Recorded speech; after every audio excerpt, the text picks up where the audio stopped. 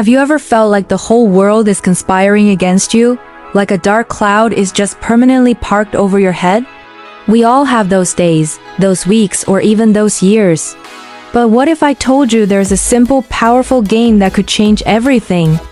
A game that can transform even the grimmest situations into opportunities for joy. Today, we're diving into the world of a little girl who did just that, a girl named Pollyanna, and the timeless classic written by Eleanor H. Porter back in 1913. The story starts with 11-year-old Pollyanna Whittier, who has just lost her father, the last of her immediate family. She's an orphan, sent to live with her wealthy but stern and cold-hearted Aunt Polly in the fictional town of Beldingsville, Vermont. Now, you'd think this would be the start of a very sad story, and in many ways it is. Aunt Polly isn't exactly thrilled to have a child disrupting her perfectly ordered, joyless life. She gives Pollyanna a stuffy bare little attic room, not out of kindness, but out of a sense of grim duty. It's hot in the summer, cold in the winter, and has no pictures or decorations, a room designed to feel like a punishment. But this is where Pollyanna's magic begins. Instead of crying or complaining about the awful room, Pollyanna claps her hands in delight. Why? Because the room has a beautiful view from the window. She's genuinely thrilled. Aunt Polly is completely bewildered. This isn't the reaction she expected. Pollyanna explains that she's playing the glad game. It's a game her father taught her. The rule is simple. In any situation, no matter how bad it seems, you find something, anything to be glad about. Where did this game come from? Pollyanna shares a story about a time they were receiving charity barrels. She had been desperately hoping for a doll, but instead, the barrel contained a pair of crutches. She was heartbroken. But her father, ever the optimist, taught her the game right then and there. He told her to be glad about the crutches because she didn't need to use them. And just like that, a new perspective was born. The game isn't about ignoring sadness or pretending problems don't exist. It's about actively searching for the silver lining, no matter how small. So, in the stuffy attic room, Pollyanna is glad for the view. When she's punished with a meal of just bread and milk in the kitchen, she's glad she likes bread and milk and glad she gets to eat with the cheerful maid Nancy instead of in the silent, tense dining room with her aunt. Slowly but surely, this simple game begins to ripple through the entire town of Beldingsville. The town is full of what Pollyanna calls the ladies' aiders and other shut-ins and grumblers. There's Mrs. Snow, a chronic invalid who finds fault in everything and everyone. She complains about her food, her bed, the weather, you name it. When Pollyanna visits, Mrs. Snow complains that she's tired of her black and white things.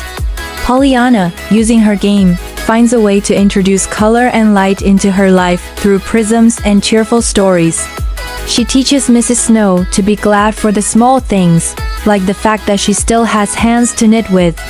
Then there's Mr. John Pendleton, a wealthy, reclusive and bitter man who lives alone in a large mansion. He's the town's grumpy hermit. After he breaks his leg, Pollyanna is the only one who dares to approach him. She visits him, brings him cheer, and refuses to be intimidated by his gruff exterior. She tells him about the glad game, and her relentless optimism begins to melt his hardened heart. He starts to see the world differently, finding a new purpose in life through his connection with her. He even considers adopting Pollyanna, seeing her as the daughter he never had. And what about Aunt Polly? She is perhaps the toughest case of all. She's a woman locked in the past, ruled by duty and a sense of loss. She loved Pollyanna's mother, her sister, but disapproved of her marriage to Pollyanna's father, a poor minister. This rift caused years of bitterness. Pollyanna's presence is a constant, cheerful disruption to her aunt's rigid world. Pollyanna doesn't understand the rules of the house. She talks to strangers. She brings home stray animals. She is everything Aunt Polly is not. Spontaneous, open-hearted, and overflowing with love. Through Pollyanna's innocent and persistent affection, the ice around Aunt Polly's heart begins to crack. She starts to see the emptiness of her own life and the genuine warmth that Pollyanna brings. She finds herself almost against her will, starting to care deeply for this little girl. The transformation is subtle at first, but it's undeniable. But then the story takes a dramatic turn. The ultimate test of the glad game arrives. Pollyanna is hit by a car, and her legs are severely injured. The doctors deliver the devastating news: she may never walk again. Suddenly, the girl who could find something to be glad about in any situation can't find anything to be glad about now. She's confined to her bed, in pain, and her spirit is finally broken. She says, "I can't play it, I can't." How can you be glad you can walk? This is the moment the whole town realizes just how much Pollyanna has changed them. When they hear the news, they are heartbroken. But they don't just sit in their sorrow, they take action. The entire town, from the once grumpy Mr. Pendleton to the formerly complaining Mrs. Snow, comes together to show Pollyanna how much she means to them. They send messages, flowers, and stories of how she taught them to play the glad game and how it changed their lives for the better.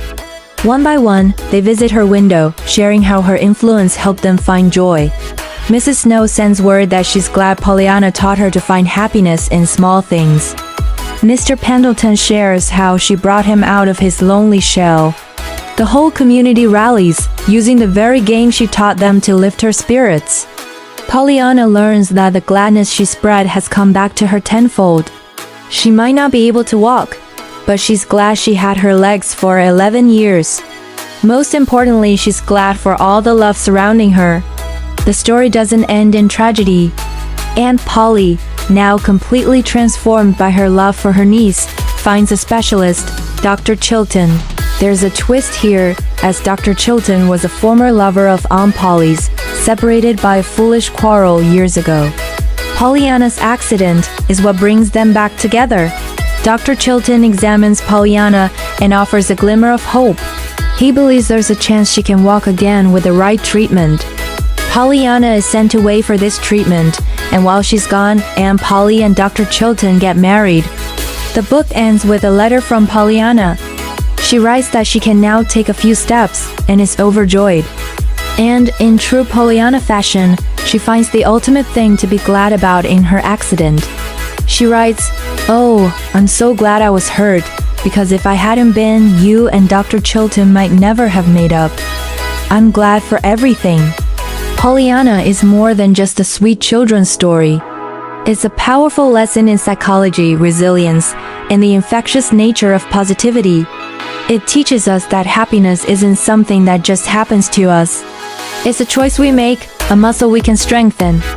The glad game is essentially an early form of cognitive behavioral therapy, reframing our thoughts to change our emotional state.